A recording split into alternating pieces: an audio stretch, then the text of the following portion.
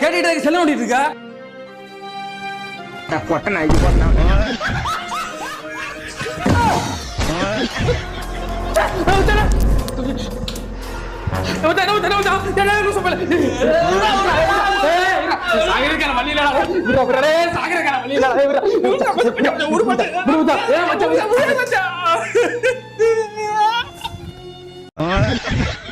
என்னடா பைத்தியமா இருக்க பக்கத்துல சவுண்ட் கிளியுதுடா இங்க வந்து உட்காரு மச்சான்